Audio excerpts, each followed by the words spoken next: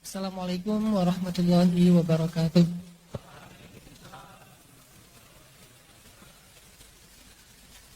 Teman-teman yang dirahmati Allah, pertama-tama puji syukur kepada Allah Subhanahu wa taala. Malam ini kita dikasih kesempatan buat nongkrong di sini sambil berthalabul ilmi, mentajdid iman kita, memperbaharui iman.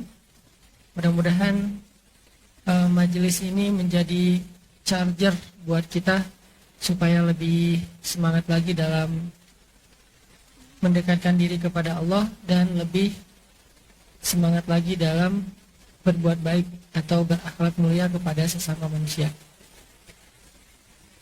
Malam ini kita akan bahas tentang masalah nasihat. Dua hal sih yang saya pengen sampaikan tentang masalah nasihat ini. Mudah-mudahan jadi membangun persepsi berpikir kita. Satu, angle-nya gimana cara kita nerima nasihat. Pernah nggak teman-teman ngerasa tersinggung ketika dinasihatin sama orang lain? Dinasihatin sama teman, bahkan yang agak kurang pantas dinasihatin sama guru aja tersinggung. Kayak dinasihatin sama dosen. Seolah-olah dosen itu hanya boleh ngomong di dalam kelas. Di luar kelas nggak boleh ngomong gitu. Itu udah urusan masing-masing. Dinasihatin sama ustadz, dinasihatin sama orang tua. Yang pastinya paling tersinggung kalau dinasihatin sama mantan. Apa lu nasihat-nasihat buat? Yang dulu aja belum beres gitu ya. Pernah nggak teman-teman ngerasa tersinggung kalau dinasihatin? Walaupun ekspresi tersinggung itu jelas suaranya? Walaupun ekspresi tersinggung itu beda-beda. Ada yang tersinggung diem, ada yang tersinggung ngebales. Dinasehatin, bales nasihatin. Lo juga gitu. Lo kemarin gini-gini ceritain. Itu namanya apa? Tajassus, mencari-cari kesalahan. Kan tadi ayatnya wala tajassasu, janganlah kalian mencari-cari kesalahan. Karena nggak usah dicari juga udah nemu. Manusia itu nggak usah dicari kesalahannya pasti nemu, apalagi dicari lebih nemu lagi tuh. Sampai ada kasus di zaman Umar bin Khattab. Saya pernah baca udah lama banget nih. Suatu saat Umar itu pernah jalan terus ngeliat ada orang yang ngelakuin kesalahan. Cuman dia ngelihatnya tuh kayak agak ragu-ragu, jelas nggak ya, jelas dari kejauhan.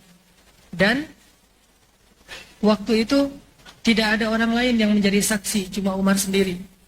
Akhirnya kasus itu didiamin sama Umar. Sampai ada orang-orang kemudian mengeluh. Kejadian ini berulang. Baru Umar mengatakan, oh coba kalian datangkan saksi. Ada saksi-saksi ternyata udah kuat, baru Umar mengatakan, saya juga pernah lihat dulu. Orang-orang tanya, kenapa gak ngomong dari awal? Karena saya tidak mau menyebutkan kesalahan yang belum pasti. Gak mau menyebutkan kesalahan yang gak ada saksinya selain saya sendiri. Saking hati-hatinya. Jadi ekspresi orang tersinggung ketika dinasihatin itu macam-macam. Ada yang diam, ada yang ngebales, ada yang ngebantah, ada yang defense. Enggak kok, enggak kayak gitu. Ada yang langsung misalnya kayak di dalam sosial media dinasihatin, padahal nasihatnya nasihat umum nih, broadcast. Tiba-tiba ada yang live group. Itu ekspresi tersinggungnya, live group. Ekspresi lain itu di blok nomornya. Ekspresi yang lain itu unfollow. Ini semuanya adalah ekspresi tersinggung ketika dinasihati. Nah, kayaknya nih masalah banyak orang, termasuk saya. Mungkin kita juga ngerasain mudah baper ketika dapat nasihat. Nah, ini kita akan bahas malam ini. seperti apa caranya kita nerima nasihat biar nggak terlalu baper. Satu. Angle yang kedua, gimana cara kita menasihati? Karena bisa jadi orang yang nerima nasihat itu baper bukan karena nasihatnya, tapi karena caranya. Nasihatnya benar, tapi caranya kurang bijak. Nasihatnya, hadisnya sahih, tapi menyampaikannya dengan cara yang kurang santun. Bukan hadisnya dhaif, bukan ayatnya nggak ada di Al-Quran, ayatnya jelas, bahkan bukan mutasyabihat, ayat yang muhkamat. Arti muhkamat, ayatnya udah jelas banget, nggak perlu interpretasi, nggak perlu tafsir juga udah ngerti. Ayatnya jelas, hadisnya sahih, mutawatir pula tuh. Artinya mutawatir, sahihnya tuh dari beberapa jalur, artinya sahih banget lah. Karena sahih juga ada sahih banget. Kalau sahih, dia satu jalur. Kalau sahih banget, banyak yang bilang itu sahih, itu sahih. Berbagai macam jalur riwayat, emang sahih gitu. Terus kenapa ngasih baper? Bisa jadi bukan terhadap isi konten nasihatnya seseorang baper, tapi cara menyampaikannya. Nah, kita akan belajar juga nih, etika menyampaikan nasihat dan etika cara menerima nasihat. Sehingga ada kalimat watawasau, saling menasihati. Kadang kita menasihati orang lain, kadang kita dinasihati oleh orang lain. Makanya ada istilah watawasau. Berarti dua-duanya harus kita pelajari nih. Gimana cara menasihati, gimana cara menerima nasihat. Yang paling sering curhat ke saya itu, suami susah menerima nasihat dari istri. Pernah kayak gitu? Pasti belum. Siapa juga yang mau nasihatinnya, istri belum ada. Berat. Suami nggak mau nerima nasihat dari istri. Terus istrinya kecewa. Suami saya tuh keras kepala, Ustadz. Nggak mau dinasihatin sama saya. Kita harus objektif juga. Jangan-jangan suaminya nggak menerima nasihat bukan karena dia menolak kebenaran, bukan karena dia nggak percaya sama kontennya, tapi istrinya menggunakan cara yang tidak bijak. Misalnya, nasihatin suami depan orang banyak. Yang paling sering tuh orang tua tuh. Orang tua hijrah. Jadi bukan cuma pemuda hijrah, tapi orang tua hijrah. Kan orang tua hijrah tuh lagi ngejos-josnya ya. Lagi semangat-semangatnya nih. Lagi kayak puber hadis. Wah, sampein semua hadis. Ada orang tua hijrah, terus lagi ketemu saya misalnya, bawa anaknya tuh ABG, SMP, SMA, bawa anaknya ketemu saya, Ustadz, nasihatin nih anak saya, malas banget sholat subuh. Nasihatnya benar nggak? Benar, tapi caranya tidak menjaga perasaan si anak, dia jadi malu. Sehingga akhirnya dia malas, ilfil, mental, bukan gara-gara nasihatnya salah, tapi cara ibunya terlalu vulgar. Dia menyampaikan kepada orang lain tentang kekurangan anaknya di tempat umum. Sehingga ibu-ibu yang lain ikut dengar. Itu sering banget yang kayak gitu. Atau kita ngomongin, nasihatin teman kita di tempat umum juga, tapi jelas gitu maksudnya dia. Nah ini juga, apalagi curhat di tempat umum kan, kayak di sosmed curhat. Lo bukan segalanya buat gua sekarang misalnya, itu kan kayak pergi saja kau gitu. Apalah bahasa-bahasa kecewa berat.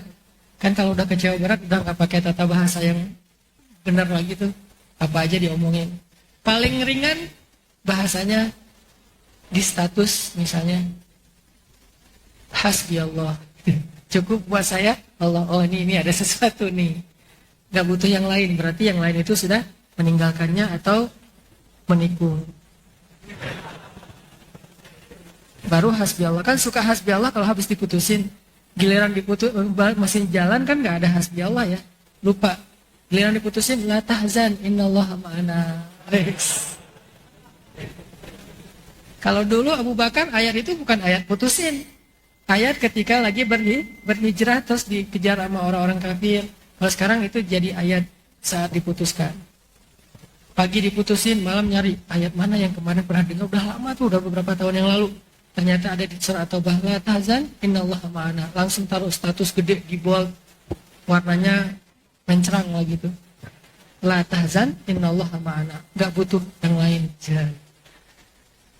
Ini teman-teman, kita akan coba belajar nerima nasihat itu gimana, memberi nasihat itu kayak gimana. Nah, sebelum itu coba kita awali dulu dengan merenungkan ayat surat Al-Asr. Kayaknya ini nggak perlu buka Quran ya. Al-Asr doang ya. Buka deh. Surat Al-Asr.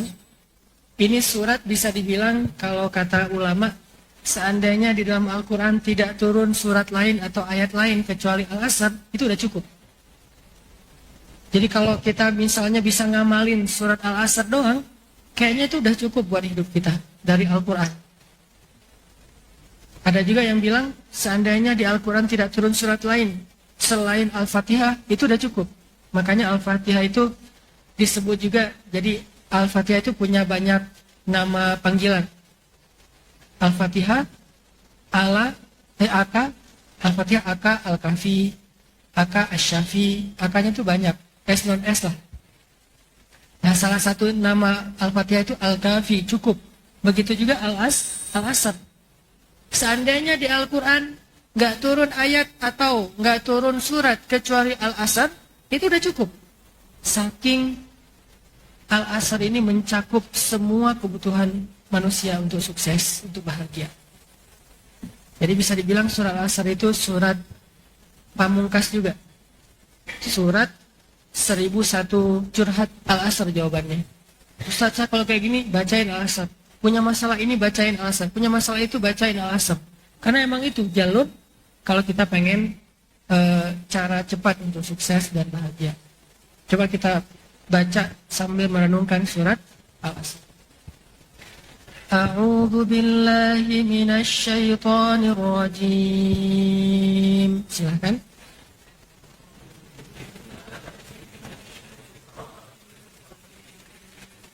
Bismillahirrahmanirrahim.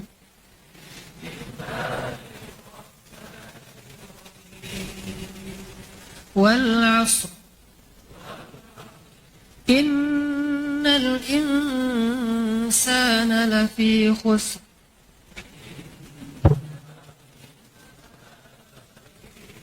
إلا الذين آمنوا وعملوا الصالحات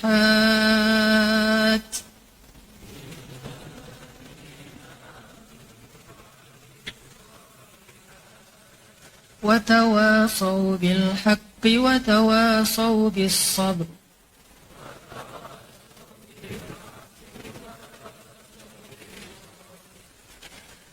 Wal asr, demi masa, sungguh manusia itu benar-benar berada dalam kerugian. Artinya, kalau kita jadi manusia doang, kita bakalan rugi. Maksudnya apa? Kan banyak orang yang bilang, manusiawi kan, gitu kan? Ketika misalnya dia tersinggung, manusiawi kan, baper? Manusiawi kan, susah memaafkan? Manusiawi kan, ngedendam? Manusiawi kan, misalnya sakit hati? Manusiawi kan, kalau saya marah? Ya, manusiawi. Tapi tahukah kita, banyak dari sifat-sifat manusiawi itu sebetulnya ngerugiin kita. Makanya Allah bilang, innal insana lafi khus. Pakai 2 kali penegasan tuh. 1 inna, kedua la. Innal insan, sungguh manusia itu lafi khus, benar-benar dalam kerugian. Kalau dia cuman menonjolkan unsur manusianya. Manusiawi dong kayak gini, emang manusiawi, tapi manusia itu banyak ruginya. Manusia itu halu'a, idza massahu syarru jazu'a, wa idza massahul khairu manu'a, ajula, dha'ifa. Banyak tuh kerugiannya manusia. Terburu-buru, nggak sabar, baru datang langsung, lo mau nggak sama gua? Langsung kayak gitu, nggak ada PDKT dulu, nggak ada apa. Kenapa bisa gitu? Udah putus asa. Udah mungkin 15 kali ditolak, udahlah. Saya main cepat aja, lo mau nggak? Nggak, lo, tanyain. Satu kelas ditanyain semua gitu ya.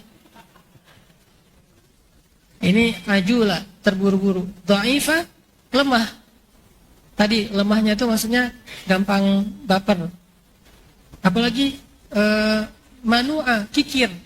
Itu manusia.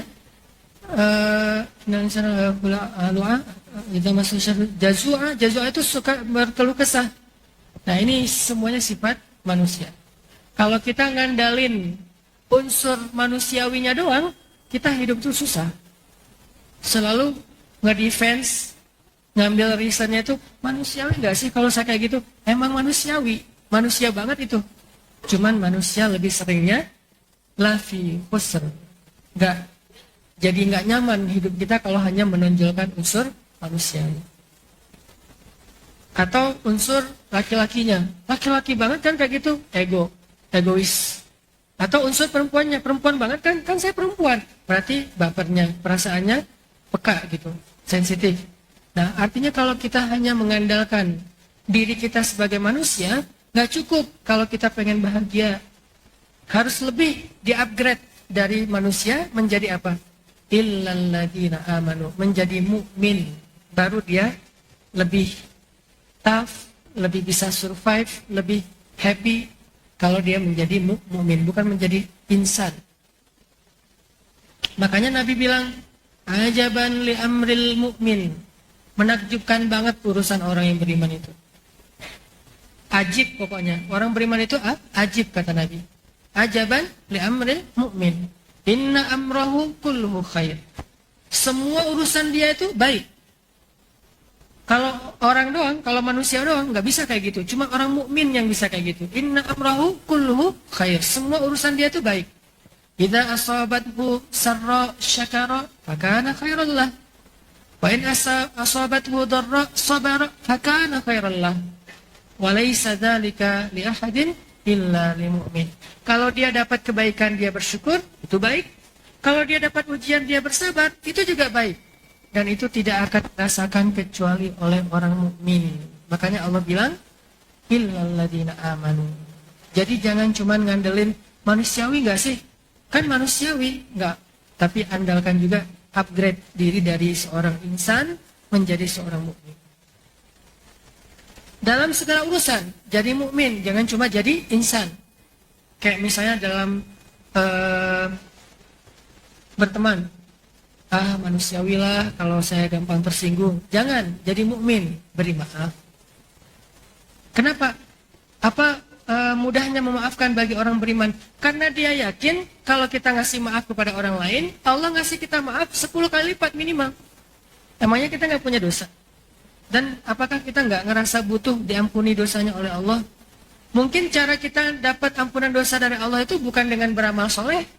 Ada orang beramal solehnya nggak hebat-hebat amat, standar yang wajib-wajib aja, sholat 5 waktu, puasanya juga setahun cuma Ramadan doang, nggak pernah puasa Arafah, nggak pernah Senin Kamis, nggak pernah Daud, nggak pernah Muharraman, nggak pernah apa gitu, nggak pernah puasa-puasa sunnah, cuma Ramadan. Itu juga dikodok. Asal Ramadan sakit. Ada juga yang kodoknya tuh kayak istiqomah gitu. Ramadan pasti yang akhir-akhir dikodok. Kenapa? Mudik. Saya beberapa kali mudik ke Jawa Timur tuh ngeliat di jalan-jalan pada minum es degan, es kelapa gitu. Rame-rame tuh di Pantura. Kenapa? Musafir. Ya. Akhirnya saya ikut juga. Musafir juga. Nah, ini kan artinya ibadahnya nggak keren-keren amat sih, standar-standar aja yang wajib. Sholat 5 waktu, nggak tahajud. Kapan terakhir kamu tahajud? Nggak ada terakhirnya, emang nggak pernah. Nggak pernah tahajud, nggak pernah duha. Sholat 5 waktu nggak ada ba'diyah, nggak ada qobliyah. Standar-standar aja. Kenapa dia kok pas di akhirat duluan masuk surganya? Karena dia sedikit dosanya. Kenapa sedikit dosanya? Karena sudah dimaafin sama Allah. Gimana cara dimaafin? Padahal dia nggak pernah diuji dan dia juga nggak punya amal soleh. Ternyata Allah memaafkan kesalahan dia itu karena dia sering maafin kesalahan orang lain. Mukmin. Makanya Aisyah pernah bilang, Aisyah radhiyallahu anha, ketika ditanya, ya Aisyah, siapa orang yang paling dulu masuk surga? Orang yang nanya ini nebak, oh jangan-jangan yang paling banyak tahajud. Oh jangan-jangan yang berjihad. Oh jangan-jangan imam yang adil. Oh siapa yang keren-keren gitu. Ternyata enggak. Apa kata Aisyah? Orang yang paling duluan masuk surga adalah orang yang paling sedikit dosanya. Jadi yang duluan masuk surga itu bukan yang paling banyak amal sunnahnya. Saya pertegas ada kalimat sunnah, karena yang wajib mah udah nggak ada tawar-menawar ya. Orang yang paling duluan masuk surga bukan yang paling getol ibadah sunnahnya, tetapi orang yang masuk surga duluan yang paling sedikit dosanya. Nah, kita dengarkan azan dulu. Nanti mungkin isyaknya ditakhir teman-teman yang dirahmati Allah Subhanahu wa taala. Tadi di dalam surat Al-Asr Allah bilang ternyata kalau kita cuman mengandalkan diri kita sebagai manusia dengan segala sifat-sifatnya, kita itu bakalan lebih sering rugi, lebih sering mengeluh, lebih sering baper, lebih sering bete, lebih sering ilfil, lebih sering keras, lebih sering gampang marah. Kenapa? Karena insan banget, manusia banget. Innal insana lafi khusr. Terus gimana cara biar kita nggak mengalami banyak ruginya sebagai manusia, nggak ngalamin bete yang berlebihan, marah yang sampai jadi fujur istilahnya, marah yang meluap-luap gitu, meledak-ledak. Gimana caranya kita biar jadi orang nggak gampang ngeluh? Berarti nggak cukup menjadi insan, harus di-upgrade mental kita dari mental manusia menjadi mental seorang mukmin. Illalladzina amanu, kecuali orang beriman. Allah tegaskan lagi di surat Al-Mu'minun, qad aflahal mu'minun. Beruntunglah orang yang beriman. Banyak nanti lagi ayat yang lain. Alladzina yu'minuna bil ghaib, ujung-ujungnya ulaika humul muflihun. Mereka lah orang-orang yang beruntung. Jadi kalau pengen hilangin atau pengen sedikit rasa-rasa nggak nyamannya seorang manusia, kita harus mengupgrade mental kita dari sekedar mental manusia menjadi mental mukmin. Tadi misalnya mukmin itu kan artinya orang yang believe ya, yakin sama Allah. Pas lagi ada masalah sama teman, sebagai mukmin gampang maafin. Kenapa? Nanti Allah juga akan maafin saya. Sebagai mukmin ke tetangga, ke tamu, ke siapa aja, pakai kata iman. Siapa yang beriman kepada Allah dan Rasul, hendaklah memuliakan tamu. Coba, jadi mukmin tuh jadi bisa memuliakan tamu. Kenapa? Orang yang memuliakan tamunya, maka Allah muliakan dia. Siapa yang beriman kepada Allah dan Rasul, hendaklah dia menghormati tetangga. Tidak beriman kalian sampai kalian mencintai saudara kalian seperti kalian mencintai diri kalian sendiri, dan seterusnya dan seterusnya. Artinya belajar iman, belajar yakin sama Allah. Kalau kayak gini nanti Allah ini, kalau kayak gitu nanti Allah itu. Termasuk kayak misalnya orang ngeluh kalau ada masalah. Mukmin ngeluh, cuman nggak separah ngeluhnya manusia. Dua-duanya ngeluh nih, karena sifat dominan sifat manusia itu nggak hilang, fitrah, cuman nggak dominan. Ngeluh sedikit langsung recovery. Kalau misalnya dia insan banget, nggak akan recovery, ngeluh aja terus. Kalau dia insan banget, nggak akan recovery, sakit hati aja terus. Kalau dia insan banget, nggak akan recovery, dendam aja terus. Nggak akan pernah mau bisa memaafkan mantannya, kan ya? Kenapa? Insan banget. Makanya jadilah orang yang mukmin terhadap mantan. Gimana mukmin terhadap mantan? Ya Allah, mudah-mudahan dia dapat yang lebih soleh dari saya. Tapi jangan seganteng saya sih ya Allah. Biar dia nggak lupa. Artinya nih, mukmin kayak ada masalah kehilangan sesuatu. Orang kalau jadi manusia biasa kehilangan sesuatu pasti kan banyak kayak berandai-andai gitu kan. Coba kalau kemarin saya gini, coba kalau kemarin saya gitu, kan orang itu manusia banget tuh. Atau nyari kambing hitam. Ini gara-gara dia nih, gara-gara lo nih, siapa lagi yang kayak gini nih, gara-gara jadi bikin hidup saya jadi susah. Selalu mencari kambing hitam. Kenapa? Itu manusia banget. Begitu dia upgrade mentalnya sebagai mukmin, nggak kayak gitu ngomongnya. La'allahu khair. Mudah-mudahan ada kebaikan di dalamnya. Qadarullah. Ini udah ketentuan Allah. Atau ya Allah ganti saya yang lebih baik dari apa yang sudah hilang. Kan jadi lebih tough ya, lebih tahan banting ya. Makanya Allah bilang innal insan lafi khusr. Kalau cuma ngandelin sifat-sifat manusia doang, banyak ruginya deh. banyak negatifnya, banyak nggak nyamannya. Kecuali kalau dia mengupgrade dirinya dari insan menjadi mukmin. Illal ladzina amanu. Belajar yakin sama Allah. Belajar ya, yakin. Bukan belajar berwawasan tentang Allah ya. Karena ada orang yang berwawasan tentang Allah tapi nggak yakin. Banyak. Kalau ditanya tentang hadis-hadis, ayat-ayat, ayat kursi hafal. Al-Muluk hafal, Ar-Rahman hafal. Ayat-ayat tentang kebesaran Allah itu hafal. Apalagi Al-Ikhlas. Ikhlas banget hafalnya. Ada yang nggak hafal Al-Ikhlas? Nggak mungkin kan? Berarti kita tuh yakin udah punya banget wawasan tentang Allah. Kenapa masih ragu? Berarti dia belum belajar yakin, baru belajar tahu. Tahu sih Allah Maha Kuasa, tapi nah ini berarti belum belajar yakin. Coba yang pertama belajar yakin. Kedua, kalau pengen beruntung kata Allah, illal ladzina amanu wa amilus sholihat. Apa konklusi dari amilus sholihat? Menjalankan perintah Allah, meninggalkan larangan Allah. Bahasa pesantrennya menjalankan syariat lah. Kalau bahasa pesantrennya. Kalau bahasa santainya, udah jangan macam-macam deh, gitu aja. Nah ini wa amilus, yang penting jangan macam-macam lah. Sedikit dosa kalau bisa, nggak apa-apa banyak main, tapi sedikit dosa. Maksudnya main jangan melanggar syariat, nggak apa-apa. Karena kata Aisyah tadi, yang paling duluan masuk surga, bukan yang paling banyak amal soleh yang sunnah. Tapi yang duluan masuk surga adalah yang paling sedikit dosanya. Jadi nanti nomor antrian surga itu, atau gelombang orang masuk surga itu dilihat dari paling sedikit dosanya. Dan salah satu orang yang paling sedikit dosanya siapa? Orang yang hatinya bersih, tadi mukmin, yang maafin orang lain. Udah maafin aja. Makin susah kita maafin kesalahan orang, berarti makin besar dosa yang Allah maafin dari kita.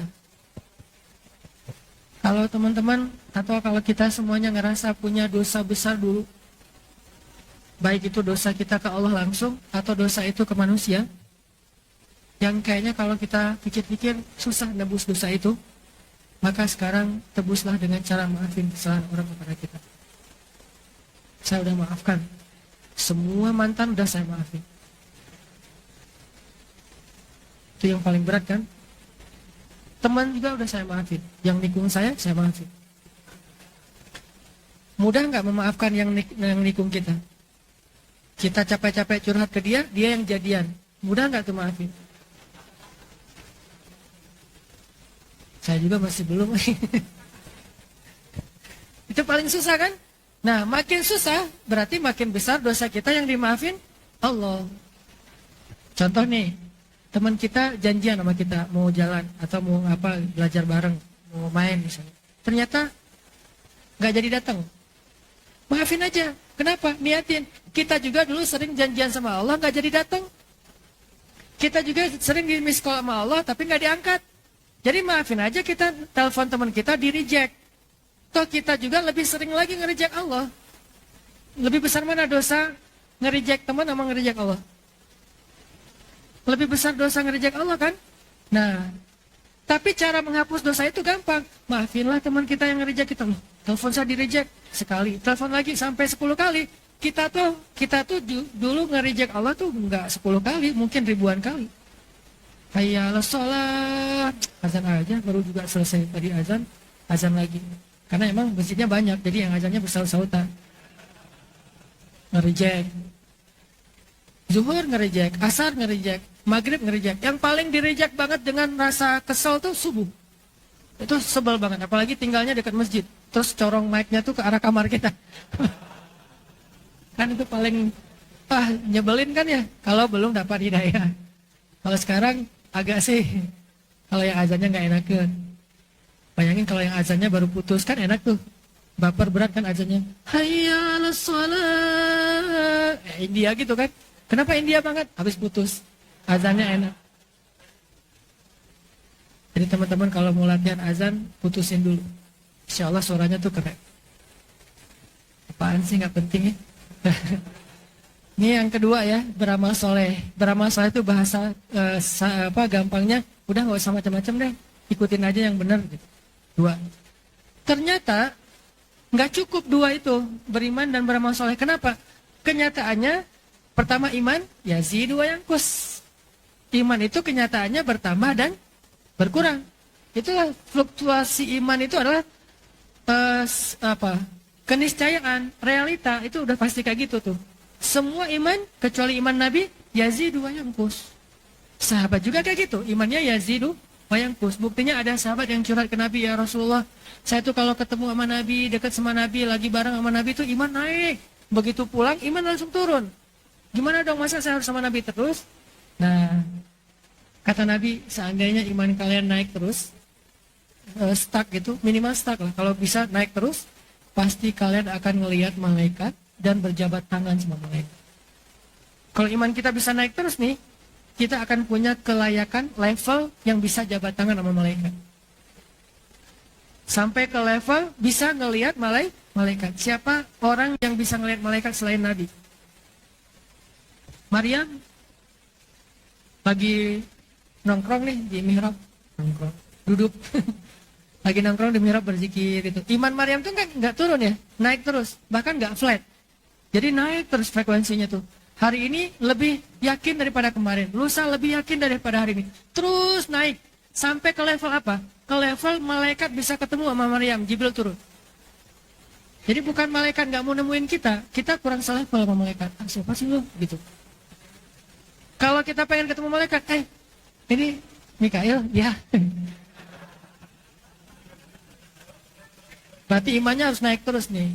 Kalau enggak, bisa ketemu malaikat Israel tapi. Nah makanya, teman-teman, kata Rasul, kalau iman kamu naik terus, kamu akan bisa ngelihat malaikat, dan kamu bisa jabat tangan sama malaikat. Salaman, bayangin, malaikat gitu ya. Cuman kan kata Nabi, walakin sa'atan fasa'atan. Ada waktunya naik, ada waktunya turun. Sa'atan fasa'atan. Itulah realitas dari iman. Nah, karena iman itu yazidu wa yanqus, karena amal soleh juga kadang khusyuk ibadahnya, seringnya enggak. Coba bayangin dalam sholat kita 4 rakaat, berapa rakaat khusyuknya? 4 Ustaz, oh gitu ya? Hebat, Rata-rata kan kalau saya nih ngerasa seringnya malah gak khusyuk. Walaupun sesekali khusyuk sombong gitu.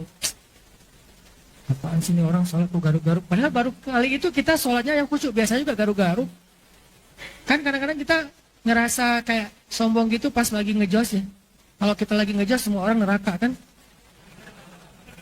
Baru hijrah. Saya dulu kan pernah ngalamin kayak gitu. Masa-masa puber spiritual.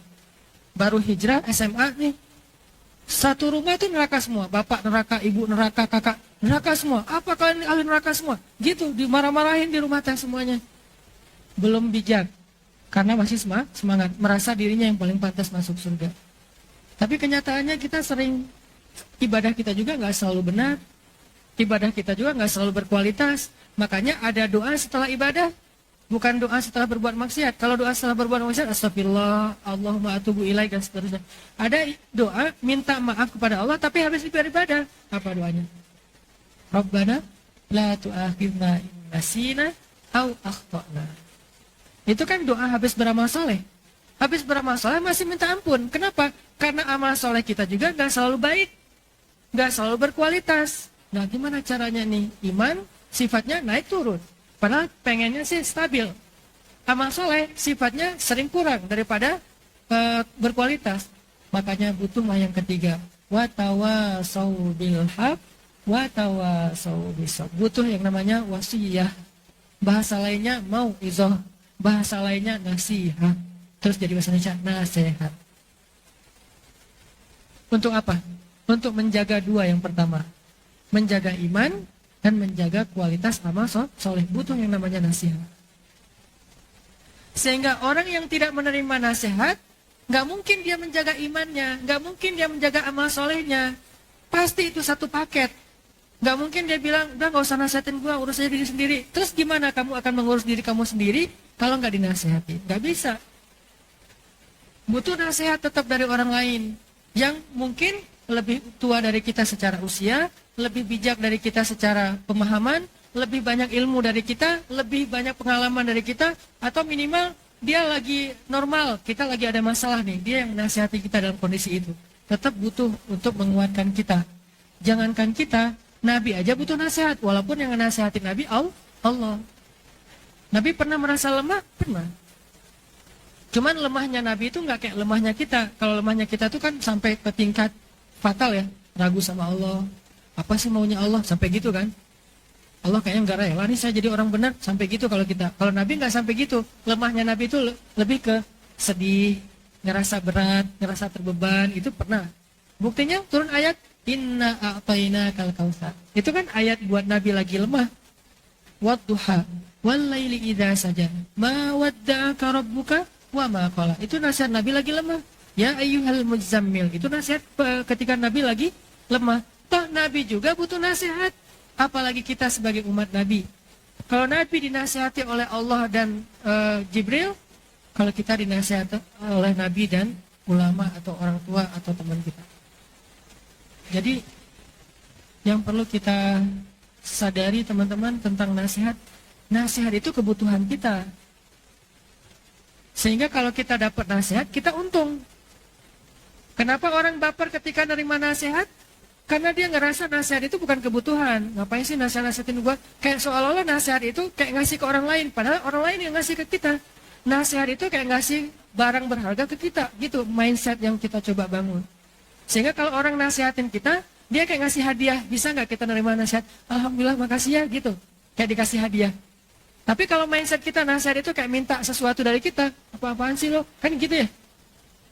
Atau ngasih masalah buat kita, seolah nasihat itu ngasih beban. Bukan, nasihat itu kebaikan. Sehingga kata Nabi, terimalah kebaikan itu walaupun dari lisan seorang budak Habasyah. Karena nasihat itu kebaikan. Jadi kalau kita dapat nasihat dari orang lain, kita anggap kita dapat kebaikan dari orang itu. Terserah urusan dia ikhlas nggak ikhlas, dia punya niat baik atau sebetulnya ada udang di balik batu, itu mah urusan dia. La nahkum illa bizzawahir. Kita tuh cuma ngelihat yang tampak doang. Tampaknya apa? Yang zahirnya. Dia menasihati. Udah.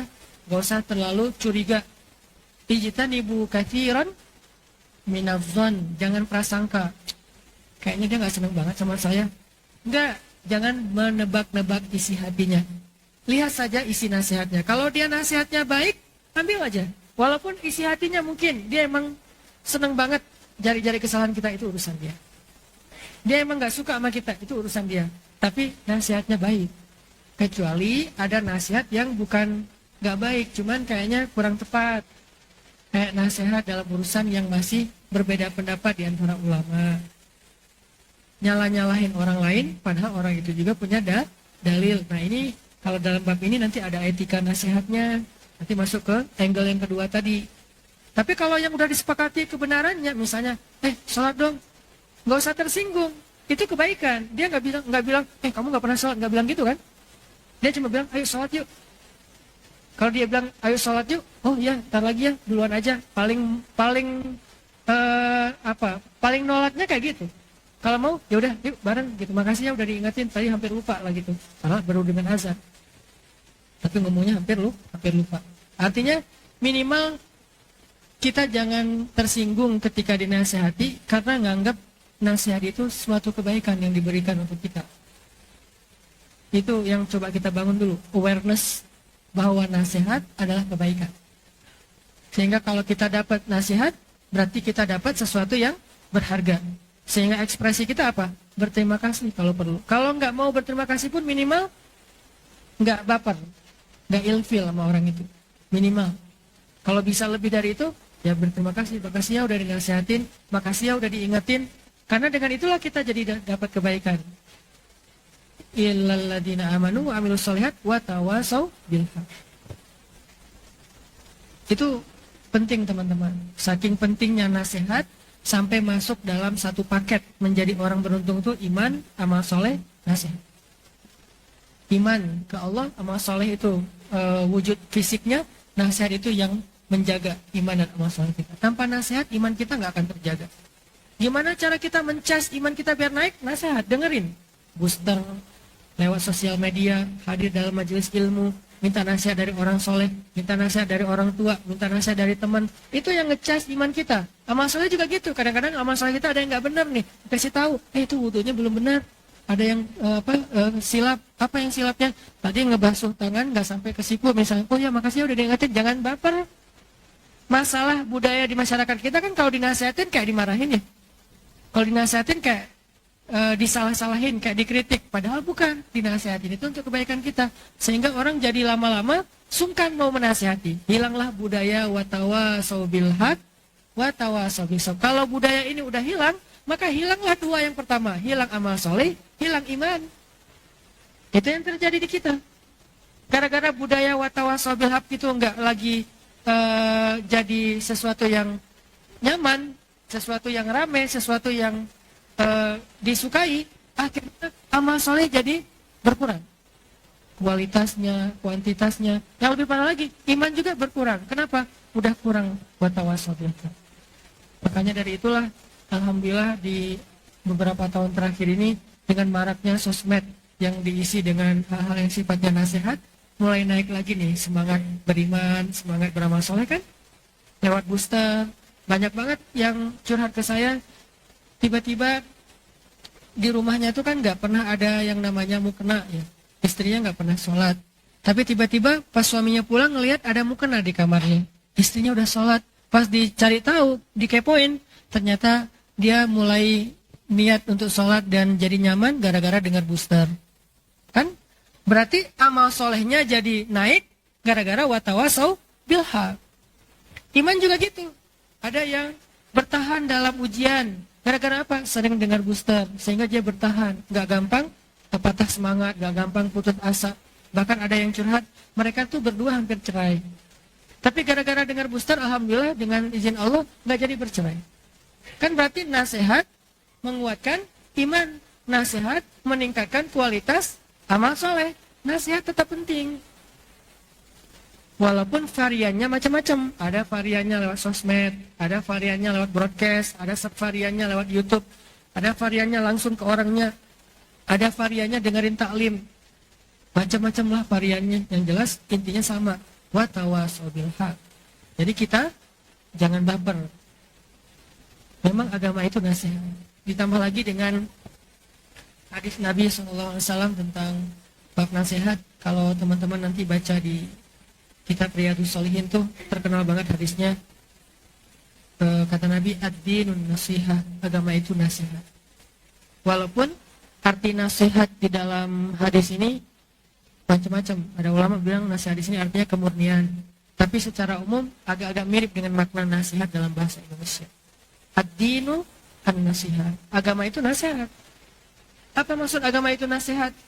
Nggak akan sempurna agama kita kalau kita nggak mau menerima nasihat itu. Ini mudah-mudahan kalau teman-teman di sini saya yakin nih orang-orang yang udah rajin dengan nasihat. Tapi berhubung ini direkam, mudah-mudahan suatu saat didengar oleh orang-orang yang selama ini kalau dinasihatin baper. Misalnya, yuk sholat.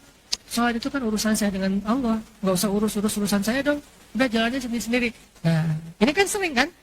Jadi kayak template jawaban kita kalau dinasihatin. Ini mah urusan saya dengan Allah. Nggak usah ikut campur. Itu jadi template tuh. Hampir semua orang yang mungkin baper menggunakan template ini kalau dinasihati. Ini kan urusan saya dengan Allah. Gak bisa. Kenapa? Karena Islam itu ad-din. Kenapa Allah gak bilang al-Islam? Kenapa bilangnya ad-din? Bedanya Islam sama ad-din apa? Kalau Islam itu lebih kepada kepasrahan kita dan aturan. Kalau ad-din itu ketaatan kita menjalankan agama. Beragama itu namanya ad-din. Beragama itu adalah ad-din. Agama itu Islam. Maaf ya, karena mahasiswa agak rumit dikit. Agama Islam, beragama ad-din. Makanya innad dina indallahil Islam. Kalau beragama itu dengan Islam, maksudnya gitu. Apa agama? Islam. Gimana beragama? Ad-din namanya. Nah, Nabi mengatakan ad-din, kalau kita mau beragama, maksud beragama menjalankan agama dengan baik, nasihat. Harus dengan nasihat. Harus mau mendengar nasihat. Kalau kita nggak dengar nasihat, nggak akan bisa kita beragama dengan baik. Kalau ada yang mengklaim, udah ini urusan saya dengan Allah aja, nggak usah nasihatin, nggak usah ikut campur, pasti dia nggak akan baik hubungannya dengan Allah. Pasti itu. Emang kamu tahu saya kayak gimana? Nggak mungkin dia bisa menjalankan agama dengan baik kalau dia nggak mau dinasihati. Nggak mungkin. Karena bukan kayak gitu konsep agamanya. Ini konsep nih, bukan persepsi ya. Bukan katanya, bukan cenah. Tapi emang konsep agama Islam kita, ad-din an-nasihat. Agama itu ya nasihat. Berarti dia termasuk di antara hal yang prinsip dalam agama, nasihat itu teh. Kepada siapa? Kepada Allah, kepada Rasul, kepada pemimpin, kepada semua umat Islam. Kalau kepada Allah maksudnya taat, kalau kepada Rasul maksudnya ngikutin, kalau kepada pemimpin nasihat di sini artinya membantu atau memperbaiki. Jadi kalau pemimpin mulai dari tingkat paling kecil, pemimpin rumah tangga yaitu suami, sampai yang paling tinggi yaitu presiden, nggak mau dengar nasihat, nggak mungkin bisa menegakkan din, nggak mungkin menjadi soleh, nggak mungkin menjadi baik, nggak mungkin kalau nggak mau dengar nasihat, terutama nasihat orang yang berilmu yaitu ulama. Coba gimana caranya? Presiden, baik presiden negara maupun presiden rumah tangga, kalau nggak pernah datang ke ustadz, ke ulama minta nasihat, nggak mungkin dia bisa menegakkan agama di dalam kekuasaannya. Nggak usah negara, rumah tangga aja nggak mungkin. Apalagi negara yang lebih besar dan lebih rumit ya. Rumah tangga aja. Kalau seorang suami nggak pernah belajar, nggak pernah datang ke ulama minta nasihat sebagai suami, itu nggak mungkin bisa mendidik keluarganya menjadi keluarga yang baik. Nggak mungkin. Zurriyah thayyibah itu nggak mungkin. Makanya seorang suami, seorang ayah, seorang imam, dia butuh nasihat, dia butuh mentor, dia butuh konsultan, dia butuh ulama, murabi yang ngenasihatin dia. Dan dia dengar, bukan cuma sekadar gaya-gayaan. Ini guru spiritual gua loh, bukan gaya-gayaan ya. Tapi dia dengar gitu, dan gurunya itu orang yang berilmu. Dengerin. Tapi kalau ada pemimpin yang nggak mau dengar ulama, ulama hanya dijadikan sebagai kayak gimmick dalam kekuasaannya. Ulama itu cuma jadi kayak sekedar lukisan di galeri seninya yang menghiasi sebuah perjalanan kekuasaan selama 5 tahun misalnya, itu nggak bisa. Makanya ketika salah satu nih ya, rahasia khalifah Islam yang kelima, yang adil, dia sukses 2 tahun, mengangkat ekonomi masyarakatnya dari terpuruk menjadi semuanya pemberi zakat, nggak ada yang menerima zakat. Siapa? Umar bin Abdul Aziz. Salah satu gebrakan baru yang dilakukan Umar bin Abdul Aziz ketika dia jadi khalifah apa teman-teman? Nanti baca deh sejarah Umar bin Abdul Aziz. Ini mudah-mudahan bisa ditiru nih sama pemimpin-pemimpin masa depan kita dari anak-anak muda, baik dia memimpin di ranah politik atau di apapun termasuk di perusahaan dan seterusnya. Yang pertama dilakukan Umar bin Abdul Aziz, hari pertama dia dilantik apa? Dia mendatangi para ulama atau mengumpulkan para ulama, kemudian dia duduk mendengar nasihat dari para ulama. Kalau khalifah sebelumnya, dia dekatnya tuh kepada entertainer. Dekatnya kepada para entertainer. Walaupun nggak salah, cuman kita bisa ngelihat perbedaan dua model pemimpin nih. Pemimpin sebelum Umar bin Abdul Aziz dekatnya kepada entertainer. Senang dihibur, senang dipuji-puji oleh para penyair. Presiden ini hebat. Penyair kan bisa membangun opini publik ya. Lalu diposting di Instagramnya mereka, para penyair-penyair di zaman itu, diposting di surat kabar, diposting di TV-TV. Jadi kayak membangun opini publik tentang presiden bahwa dia baik. Siapa yang membangun? Penyair, karena penyair dibayar. Begitu Umar bin Abdul Aziz jadi khalifah, penyair-penyair dipecat. Kenapa? Bukan dia anti-entertain ya, bukan. Karena waktu itu kecenderungan penyair itu menjilat kepada penguasa. Waktu itu, nggak semuanya ya. Kalau di zaman sekarang mungkin beda. Tapi pada masa itu, penyair-penyair rata-rata menjilat penguasa dengan syair-syair yang bagus. Makin bagus syairnya, makin banyak dapat hadiah dari penguasa.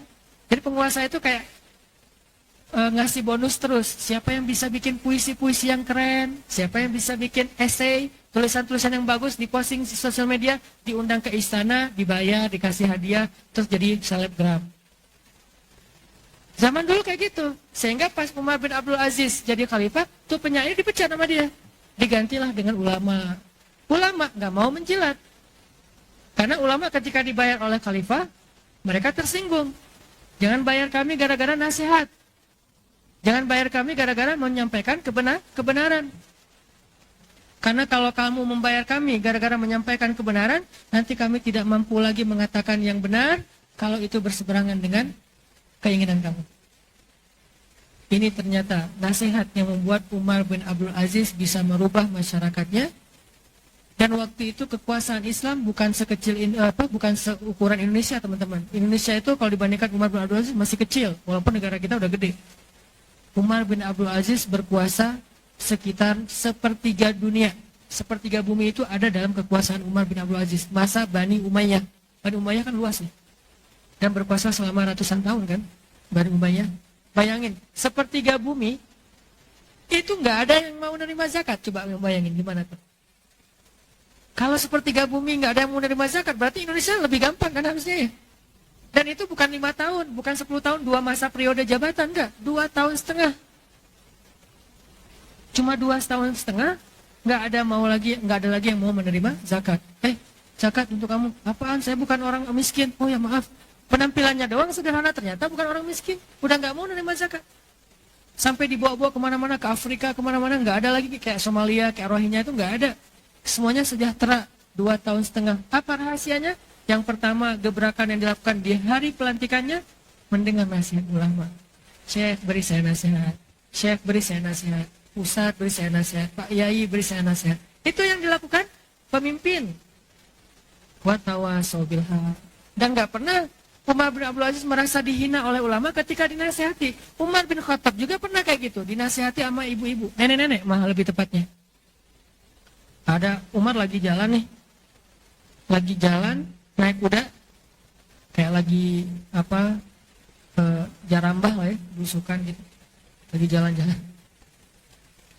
Nah lagi jarambahan ke gang-gang gitu di kota Madinah. Ada gang misalnya di kota Madinah, ini gang komunitas A, ini gang komunitas B. Di sini anak-anak teman-teman bobotoh banyak di gang ini, di situ Jakmania misalnya. Datang nih Umar, lagi jarambah, ketemu nenek-nenek. Nenek lagi berdiri gitu, ngejegat jalan Umar. Umar mau lewat, dicegat sama nenek-nenek, bayangin.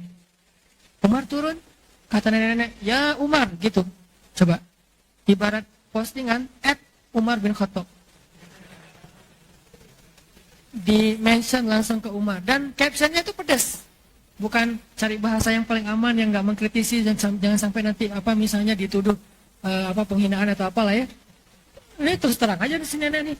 Ya Umar, berarti Umar bin Khattab. Kan gitu ya, terus terang kan. Kamu lagi ngomongnya. Nenek-nenek ke Umar. Kalau anak gadis ngomong kayak gitu gak boleh. Nanti gak dinikahin, bahaya. Jomblo terus. Nenek-nenek mah jomblo gak masalah ya. Umar gitu. Kamu itu dulu kami panggil Umair. Apa arti Umar? Umar kecil. Dalam bahasa Arab itu kalau yang kecil pakai Y. Sama kayak bahasa Inggris juga kali ya. Semi kan ya. Sam yang kecil namanya Semi. Kalau udah gede Sam. Kalau orang Arab yang udah besar namanya Umar. Kalau masih kecil Umair. Jadi Umar kecil. Kamu tuh dulu cuma Umair, anak kecil, anak ingusan kalau bahasa kita. Tiba-tiba Allah beri kamu fisik yang gagah, sehingga kamu tumbuh jadi orang yang hebat, maka kami pun memanggilmu Umar. Lalu Allah memberikan kepada kamu hidayah, sehingga kami memanggilmu Al-Faruq, yang membedakan hak dan batin. Lalu Allah memberi kamu lagi kekuasaan, sehingga kami memberi kamu gelar Amirul Mukminin. Ya Umar, tahu dirilah kamu siapa kamu sebenarnya. Cuma Umair. Allah yang membuat kamu menjadi Umar, membuat kamu jadi Faruq, membuat kamu jadi Amirul Mukminin. Bukan kamu hebat, Allah yang hebat. Ya Nek, kata Umar. Pengawal-pengawalnya Umar, nih para pas pampresnya Umar nih, sama forridernya kan banyak depan tuh. Kan agak tersinggung nenek-nenek mencegat presiden ya. Terus pas pampresnya langsung gini-gini, kata Umar, biarkan dia. Kalian tahu nggak dia siapa? Kata pas pampresnya, siapa Umar? Dia itu orang yang gara-gara dia turun ayat Al-Quran dari langit yang dibela oleh Allah Subhanahu Wa Taala. Siapa perempuan yang dibela oleh Allah itu? Ada di surat Curhat. Nanti teman-teman cari deh. Di Al-Quran itu ada namanya surat Curhat. Surat apa? Al-Mujadalah. Artinya curhat kan? Jangan terlalu harus Al-Mujadalah kan terjemahin. Al-Mujadilah terjemahannya curhat. Al-Mujadilah terjemahannya cewek yang lagi curhat. Surat curhat. Ayat pertamanya aja apa? Ayat pertamanya ayat pembelaan Allah terhadap seorang cewek, seorang perempuan yang soleha banget, disayang sama Allah, namanya Khawlah bintu Sa'labah. Makanya kata Umar, biarkan dia, jangan ganggu dia. Kalian tahu nggak siapa dia? Siapa yang Amirul Mukminin? Dia itu perempuan yang dibela oleh Allah di dalam surat Al-Mujadalah atau Al-Mujadilah. Khawlah bintu Sa'labah. Ya Khawlah, ya Nek. Udah selesai Nek, udah lanjut aja pergi Umar. Coba bayangin. Karena itulah akhirnya Umar menjadi seseorang yang sukses dalam kepemimpinannya. Kenapa? Mendengar nasihat. Umar mendengar nasihat dari Ali bin Abi Thalib yang jauh lebih muda daripada Umar. Ketika Ali memberi nasihat, Ali itu kan la yakhafu laumata laim. Itu sifat Ali. Nggak pernah khawatir dengan celaan orang-orang yang mencela. Nggak peduli dia. Kalau emang yang dia sampaikan benar, maka dia harus sampaikan. Itu Ali ya. Tapi menyampaikannya juga dengan baik. Nah, ketika Umar dinasihati oleh Ali, apa kata-kata Umar? Ya Allah, beruntungnya saya hidup sezaman dengan Ali bin Abi Thalib. Coba gitu. Makanya kalau teman kita nasihatin, ya Allah, beruntung saya punya teman kayak dia. Gitu. Bukan, ya Allah, hindarkan saya dari orang-orang kayak gini nih. Mungkin kita sekarang kadang-kadang menyebut orang yang menasihati kita dengan istilah haters. Padahal nggak semua yang menasihati kita itu haters. Walaupun ada juga sih yang haters sengaja mentajasus, mencari-cari kesalahan. Nih, Umar. Malah saking Umar itu mudah menerima nasihat, sampai ada kadang-kadang yang ngelunjak ke Umar kalau memberi nasihat. Siapa yang ngelunjak ke Umar pas memberi nasihat? Bilal. Ya Umar. Ya Bilal. Malah Umar itu udah jadi Amirul Mukminin tuh. Jadi presiden, dinasihati sama Bilal, sampai ya Bilal, gini. Ya Bilal. Terus besok, ya Umar, ya Bilal. Terusnya gitu. Terus-terusan dikritik oleh Bilal. Pokoknya setiap Bilal posting pasti meng-add Umar bin Khattab. Kritik terus setiap hari. Jadi kayak dia tuh kayak oposisinya Umar deh, Bilal tuh. Kayak oposisi banget tuh Bilal. Sampai saking Umar udah gak tahan lagi dengan kritikan Bilal, Umar sampai bilang, ya Allah, aku berlindung kepadamu dari Bilal. Tapi nggak berani ngomong di depan Bilal. Kenapa? Nggak boleh kita menentang nasihat. Tapi kan berat juga ya. Dinasihatinnya tuh kadang-kadang jadi kayak kurang ngejaga perasaan, jadi berlebihan di depan umum. Akhirnya saking beratnya Umar menerima nasihat dari Bilal yang pedas. Akhirnya Umar bilang, ya Allah, lindungi saya dari Bilal. Itu curhatnya Umar ke Allah tuh. Lihat, orang sekeras Umar. Jadi siapa yang mengatakan saya pengen ngikutin Umar, sehingga yang diambil kerasnya doang? Ambil juga lembutnya.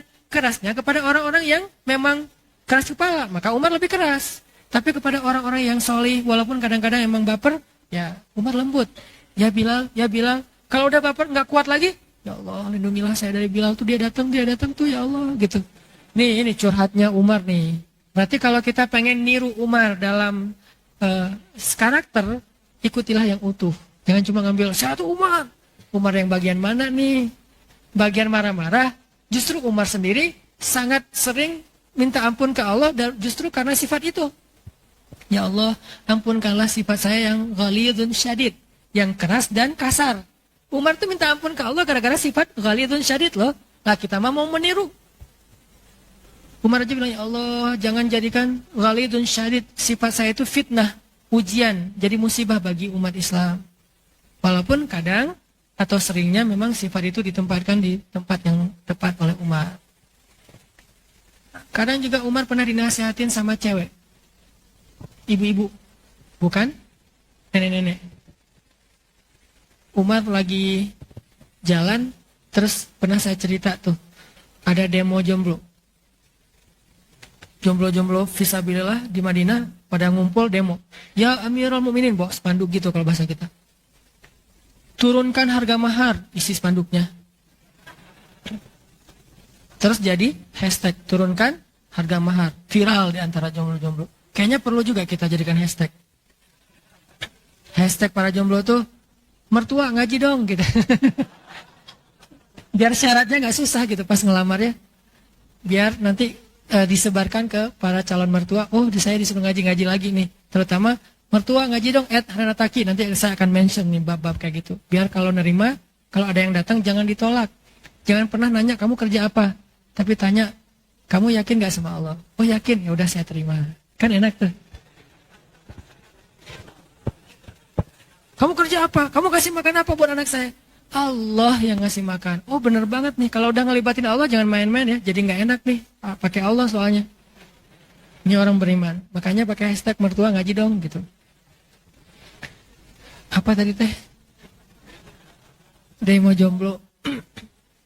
Ya Amirul Mukminin, kami jomblo-jomblo protes. Kata jomblo-jomblo cowoknya nih.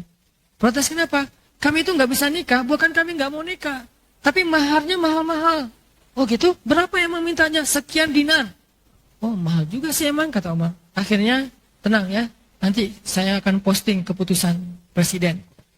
Kalau perlu nanti disahkan jadi undang-undang. Dan insya Allah banyak anggota dewan jomblo pasti didukung tuh ya. Kalau anggota dewannya jomblo, wah undang-undang tentang jomblo, kita harus memilih anggota dewan yang jomblo. Biar ada undang-undang khusus bab jomblo. Gak penting lagi.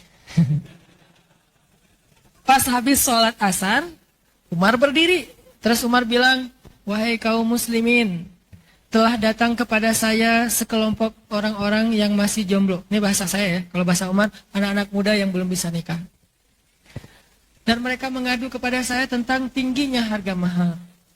Untuk itu, saya putuskan. Mahar tidak boleh lebih dari, saya lupa nih, contohnya aja ya. Mahar tidak boleh lebih dari 10 dinar. Siapa yang meminta mahar lebih dari 10 dinar, maka sisanya diberikan kepada Baitul Mal. Langsung ibu-ibu yang duduk paling depan.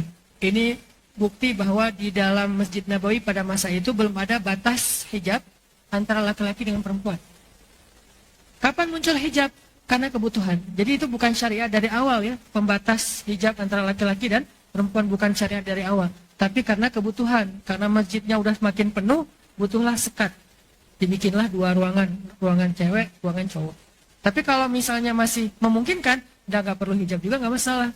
Syaratnya gak usah menghadap ke belakang ya. Menghadapnya ke depan. Kalau gak ada hijab kan kita menghadap ke depan tapi ngelihatnya ke belakang. Nah ini, karena itulah kebutuhannya hijab. Nah, ada ibu-ibu berdiri, bilang, ya Amirul Mukminin, ada apa bu? Gimana Amirul Mukminin membuat sebuah keputusan yang bertolak belakang dengan Al-Quran? Astagfirullah, gimana bertolak belakang? Allah berfirman, pakai ayat nih. Kalau kalian sudah memberikan mahar, janganlah kalian mencari-cari cara, alasan untuk mengambilnya kembali, karena itu hak perempuan. Apakah kalian ingin mengambilnya dengan cara dusta? Sesungguhnya Allah benci kepada orang-orang yang demikian. Ya Amirul Mukminin, mahar yang sudah diberikan kepada perempuan ingin diambil lagi ke Baitul Mal, maka ini sebuah kedustaan. Itu aja yang saya sampaikan. Duduk tuh cewek. Umar dikritik depan umum, bayangin presiden lagi berdiri di atas mimbar presiden yang resmi gitu, depannya ada Pancasila, belakangnya ajudannya gitu kan, pakai baju lengkap gitu kan ya. Presiden ngumumin nih, wahai masyarakat Indonesia, wahai warga Jawa Barat, wahai warga Bandung, tergantung jabatannya nih. Saya umumkan, ada keputusan pemerintah gini. Tiba-tiba langsung ada yang angkat tangan. Ibu-ibu lah gitu, bukan dosen mana, profesor mana, bukan. Ibu-ibu biasa, warga biasa, netizen biasa gitu. Bukan selebgram lah ya, netizen biasa. Mungkin juga dia nggak punya akun kecuali 1 doang. Ofisial. Begitu dia bilang, presiden, apa-apaan ini? Kan bertolak belakang dengan undang-undang, bertolak belakang dengan Al-Quran. Gimana maksudnya bu? Gitu tuh presiden yang soleh. Bukan, diam loh. Mau gue? Gak usah dilanjut, bahaya. Udah gitu, Umar bilang apa? Perempuan itu benar, laki-laki ini salah. Coba, gak mau nyebut jabatan. Langsung down to earth, langsung menyamakan dirinya dengan orang yang berbicara. Perempuan itu benar, laki-laki ini salah. Banyak orang yang lebih mengerti agama daripada Umar bin Khattab. Allahumma gfirli, ya Allah maafkan saya. Wahai kaum muslimin, saya ralat. Coba, kan berbesar hati banget kan presidennya nih, umat. Wahai kaum muslimin, saya ralat. Mulai sekarang, saya hanya menganjurkan. Gitu dong bahasanya coba. Nggak jadi peraturan lagi nih. Kalau tadi kan peraturan, sekarang himbauan. Saya cuma menghimbau, mahar jangan tinggi-tinggi amat atuh. Oh, sekarang gitu. Silahkan kalian menetapkan mahar, tapi jangan tinggi-tinggi amat. Kasihan mereka-mereka yang belum nikah tuh. Banyak tuh wajah-wajah kayak gitu. Nah ini mah gimmick dari saya ya, gitu. Nggak gitu-gitu amat sih adegannya. Maksudnya saya ralat, sekarang saya cuma menghimbau mahar jangan tinggi-tinggi. Oke? Oke, udah selesai gitu aja. Turun Umar bin Khattab, cewek-cewek di ibu di belakang pada senyum-senyum. Istrinya Umar, Atika, apakah dia tanda ini ibu yang mana tadi yang kritik suami saya? Enggak. Ibu presiden nih, ibu negara nih. Enggak nandain si ibu-ibunya, jangan masukin ke PKK. Enggak, sama sekali. Bapaknya keluarin, oh ternyata pengurus PKK, ya. Bidang apa? Bidang sosial. Udah cabut aja, ganti pengurus yang lain. Enggak. Nih istrinya presiden, Atika, justru duduk di sebelahnya ibu itu, diketepuk-tepuk pahanya. Maksudnya, makasih ya, gitu coba. Luar biasa kan? Presiden sama ibu negaranya, ini nasihat. Dan inilah rahasia suksesnya Umar bin Khattab sampai bisa membebaskan Al-Aqsa, Mesir, Suriah, Yaman, dan seterusnya. Kenapa? Mau mendengar nasihat dalam kasus-kasus yang besar. Banyak lagi nanti kasus-kasus kecil, gimana orang zaman dulu tuh menganggap nasihat itu memang barang yang paling berharga. Hasan al-Basri, Ibnu Mubarak. Tahu Ibnu Mubarak? Ibnu Mubarak itu julukannya Syekhul Islam. Ada dua ulama yang dijuluki Syekhul Islam. Satu Ibnu Mubarak, satu lagi Ibnu Taimiyah. Menurut kesepakatan ulama, Ibnu Mubarak ini lebih utama daripada Ibnu Taimiyah. Ilmunya dan segala macamnya. Jadi dia dulu baru Ibnu Taimiyah. Ibnu Mubarak ini ulama yang saya kenal nih, ulama paling kaya sepanjang sejarah Islam. Paling kaya. Kaya banget. Dan kerjaannya ngapain? Setahun berhaji, setahun berjihad. Selain ulama, pedagang sukses, kaya raya banget, dia juga seorang gladiator. Kalau dalam peperangan, berjihad melawan orang-orang yang menjajah negara Islam, kalau lagi ada peperangan itu kan suka ada duel dulu ya. Kalau di zaman Nabi yang selalu jadi tukang duel itu siapa? Ali. Itu kan jagoannya Nabi banget tuh. Nah, di zaman itu, alinya zaman mereka adalah Ibnu Mubarak. Ketika orang lain gak berani menantang musuh yang terkenal paling jago berantem, gak ada yang bisa ngalahin, Ibnu Mubarak yang maju. Pernah dia ngelawan 10 musuh sendiri dalam duel. Ada 10 musuh, siapa yang berani ngelawan kami? Berharap 10 orang dari kaum muslimin yang duel, jadi 1 lawan 1. Enggak, ternyata 1 orang doang. Biar saya aja sendiri. Itu 10 orang musuh lawan 1 lawan 10, itu habis di tangan Ibnu Mubarak. Jadi jago tarung, pokoknya MMA banget lah ya. Segala macam mixed martial art lah. Dia, lo apa? Muay Thai? Oh, tenang aja. Lo wushu misalnya. Lo apa misalnya? Ya, enggak, kalau silat mah keren. Nah gitu, jadi artinya segala macam pertarungan Ibnu Mubarak tuh. Pedang, tombak, segala macam. Ibnu Mubarak itu seorang ulama besar, pedagang sukses, petarung luar biasa, tapi orang yang sangat lembut. Dulu tuh bisa memadukan 2 hal yang menurut kita sekarang nggak bisa dipaduin lagi. Kayak misalnya ulama, pedagang, prajurit, ulama. Kayak nggak bisa dipaduin kan ya? Termasuk prajurit tangguh tapi lembut. Kayak hal-hal yang kayaknya zaman sekarang tuh jadi absurd gitu. Ternyata dulu bisa. Yang mau diceritain tuh bukan itu, banyak banget nih pendahuluannya. Ibnu Mubarak itu pernah jalan dari Irak ke Madinah. Irak Madinah itu kalau naik pesawat kurang lebih 2 jam. 2 jam berarti Jakarta Surabaya, Jakarta Medan. Kalau kita jalan naik onta Jakarta Medan kira-kira berapa hari? Seminggu ya. Naik mobil aja 2 hari 3 malam ya, atau 2 hari 1 malam. Pokoknya lama aja. Jakarta Medan itu jalan naik onta, hanya pengen ketemu gurunya Ibnu Mubarak. Siapa gurunya Ibnu Mubarak? Hasan al-Basri. Terkenal di Madinah ada ulama yang soleh, yang bijak. Akhirnya Ibnu Mubarak dari Irak, kalau nggak salah dari Basrah ke Madinah naik onta. Seminggu sampai di Madinah, ketemu Hasan al-Basri di jalan. Mungkin Hasan al-Basri juga baru keluar dari majelisnya, ketemu. Oh itu Hasan al-Basri, dikejar sama Ibnu Mubarak. Hasan al-Basri di atas onta juga, Ibnu Mubarak di atas onta. Ketemu, Syekh, tunggu saya, anzur nih. Tungguin. Ada apa? Siapa kamu? Saya Abdullah ibnu Mubarak. Oh ya, waktu itu belum terkenal ibnu Mubarak. Nanti setelah Hasan al-Basri wafat baru dia terkenal. Syekh, saya datang dari Basrah, dari Irak. Boleh saya minta nasihat dari Syekh? Coba bayangin, belum turun dari onta, belum istirahat, belum check-in, belum traveloka segala macam, langsung nanya nasihat coba. Boleh saya minta nasihat dari Syekh? Oh boleh, beri saya nasihat. Kata Hasan al-Basri, tinggalkan berbisnis dengan 9 orang jika itu merugikan 1 orang. Maksudnya apa? Kan kita kadang-kadang dalam berbisnis, dalam berdagang, dalam bekerja itu suka bilang, kan ada banyak manfaatnya, padahal ruginya juga ada kan ya. Jangan sampai kita gara-gara menguntungkan 9 orang, merugikan 1 orang. Tinggalkanlah dagang, transaksi, bisnis dengan 9 orang, kalau itu ngerugiin 1 orang aja. Maksudnya, kalau bahasa fikihnya, waro. Tinggalkanlah kebaikan, kalau itu ada sedikit keburukan. Waro namanya. Gitu Syekh, ya. Assalamualaikum, waalaikumsalam. Syekhnya pergi, dia pulang lagi ke Basra. Bayangin, jauh-jauh dari Jakarta ke Medan, cuman pengen dapat 1 kalimat sederhana, yang itu bisa googling atau? Coba ya, kita kadang googling aja males. Ini mah jalan dari Jakarta ke Medan atau sebaliknya. Cuma pengen dapat, tinggalkanlah berdagang dengan 9 orang, yang itu bisa ngerugiin 1 orang. Siap Syekh, Assalamualaikum, waalaikumsalam, pulang dia. Di tengah jalan pulang ke Basrah ketemu orang. Oh ini kayak saya kenal nih, Ibnu Mubarak ya? Iya, oh saya follow loh gitu. Kenalan di jalan. Udah kenalan, ngobrol, tanya, Syekh ngapain jauh-jauh ke Madinah? Ada urusan apa kayak penting gitu? Lagi habis taklim ya? Enggak. Kata Ibnu Mubarak, saya baru ketemu dengan Syekh saya Hasan al-Basri. Oh ya, itu juga terkenal. Saya juga nge-follow dia. Itu postingannya bagus-bagus loh Syekh. 1 minute boosternya luar biasa misalnya. Promo. Kayak gitu, kata orang ini, Syekh memang dapat nasihat apa dari Hasan al-Basri? Kasih dong ke kita. Kata Ibnu Mubarak, Hasan al-Basri berkata, tinggalkanlah perdagangan dengan 9 orang, kalau itu merugikan 1 orang. Oh ya benar-benar. Terus apa? Udah segitu aja. Hah? Jauh-jauh dari Basrah ke Madinah cuma segitu.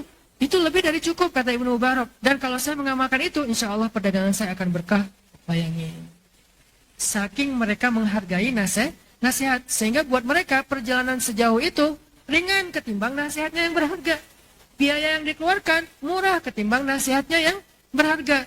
Segitu tingginya nilai nasihat di antara mereka dulu. Bagaimana dengan kita? Kita justru menganggap nasihat itu sebuah keburukan, kayak ngasih masalah buat kita. Ini nih angle pertama. Kayaknya malam ini dulu nih, panjang. Nanti angle yang kedua, insya Allah next time. Makanya ikuti terus kajian Rabu malam. Minggu depan pindah ya. Insya Allah nanti diumumkan di sosial medianya Pemuda Hijrah. Kita akan lanjutkan ke angle kedua.